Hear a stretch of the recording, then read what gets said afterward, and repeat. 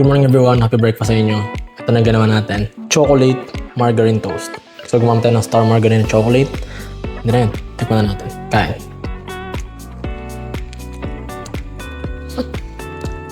Masarap siya, lasa pa rin yung margarine, hindi siya basta-basta parang chocolate lang na palaman. Masyadong matapang pagka ganito. So mas gusto ko kung ipapalaman siya sa tinapay. Yan guys. Last bite. Yan. Chocolate margarine toast. Sarap.